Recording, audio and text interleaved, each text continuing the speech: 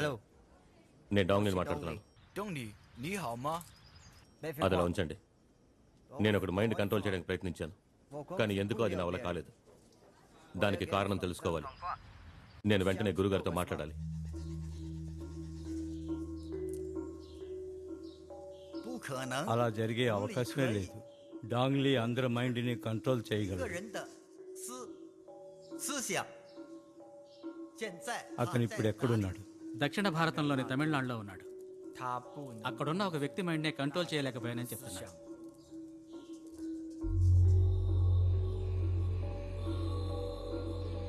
他不 తను అక్కడ ఉండకూడదు. ఎందుకని? అతన్ని తిరిగి రమ్మని చెప్పు. నేను రాను. ఎందుకు నేను వాడి మైండ్ కంట్రోల్ చేయలేకపోయాను? దామో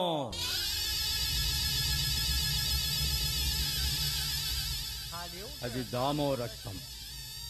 అప్పుడే ఆయన్ని చంపేశాం. ఇప్పుడు ఆయన రక్తం ఏం చేస్తుందో చూస్తాను.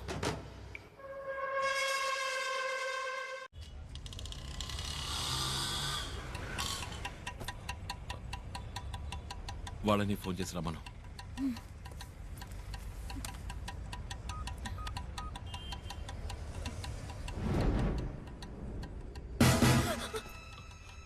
ఇక్కడే ఉన్నాడు, మన కోసం వెతుకుతున్నాడు. ఎక్కడ?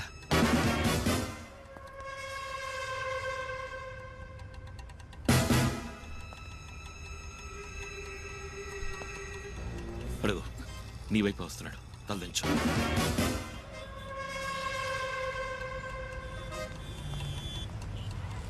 వెళ్ళండి వెళ్ళండి, వెనక్కెళ్ళవయ్యా.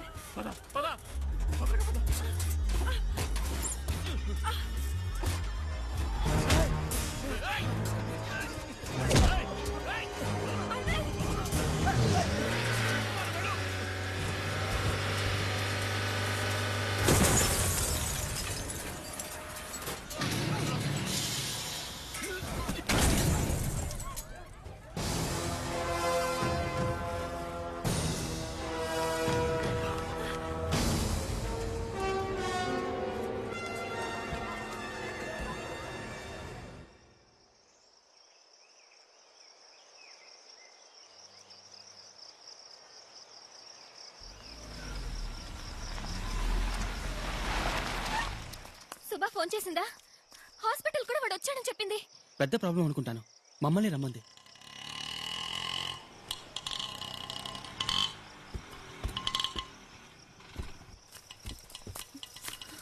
ఓ గాడ్, ఏమైంది సుభా?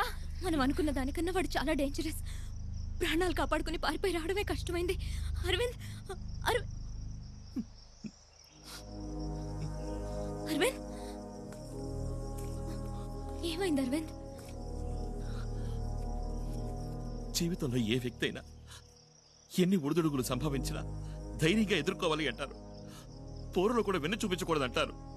ఇవాళ వాడికి వెన్ను చూపి పారిపోయి రావడం పెద్ద పౌరుషం అనుకుంటున్నావు కదా.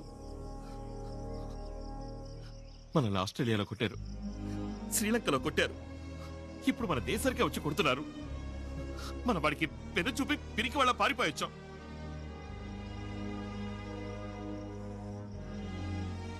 అప్పుడు వేరు, ఇప్పుడు వేరు అరవింద్. పౌరుషాన్ని ప్రపంచానికి చాటి చెప్పిన దేశం అన్నావు కదా. ఇప్పుడు ఒక్కొక్క దేశంతోనూ చావు దెబ్బలు తింటున్నావు. దెబ్బకి దెబ్బ కొట్టాలి. వాడు ప్రాణాలతో ఈ దేశం దాన్ని పోకూడదు. వద్దు అరవింద్, హిస్ టూ పవర్ఫుల్. వాడిని ఎదిరించి మనం గెలవలేం. అవును, గెలవలేము. ఇలా చేతులెత్తేయడానికి ఆ మ్యూజియంలో పురాతన వస్తువులతో పాటు పౌరుషాన్ని సమాధి చేశాం. దాన్ని బయటికి తీయాలి. అరవింద్, ఇప్పుడు మనం ఏ పరిస్థితుల్లో ఉన్నామో ముందు తెలుసుకోవాలి. రోషానికి పౌరుషానికి పోయి యుద్ధం చేశారే మన పక్క దేశంలో. గెలవగలిగారా? చచ్చిపోయారు. పౌరుషానికి ద్రోహానికి తేడా తెలుసుకో. ఒకే ఒక్క దేశాన్ని 9 దేశాలు కలిసి మట్టు పెట్టడం పౌరుషం కాదు, ద్రోహం. అర్థమైంది అరవింద్. వాణ్ణి వదిలిపెట్టమని నేను అంటం లేదు. దానికి ముందు నిమిషానికి వ్యాపిస్తున్న వ్యాధిని అరికట్టాలి. ఆ తర్వాత వాణ్ణి అంతం చేయాలి. ఇప్పుడున్న పరిస్థితుల్లో రెండు మనం చేయలేం. చెయ్యగలం. వాడిని అంతం అందించడం, ఆ వ్యాధిని అరికట్టడం ఒకే ఒక్కడి వల్ల అవుతుంది. బోధిధర్ముడు. ఆ డిఎన్ఏ రీసెర్చ్ మొదలు పెట్టాలి. బోధిధర్ముని శక్తి సామర్థ్యాన్ని మళ్ళీ తీసుకురావాలి. మీరు చెప్పినట్టుగానే దెబ్బకు దెబ్బ కొడదాం. వాడిని కొట్టే కొట్టుడికి లోకంలో ఎక్కడైనా కల్లో కూడా ఒక భారతీయుడి మీద చేయి వేయడానికి ఏ దేశస్థుడైనా భయపడాలి. అందుకు హ్యూమన్ జెనెటిక్ ల్యాబ్ కావాలి. ఎవ్వరికీ తెలియకూడదు.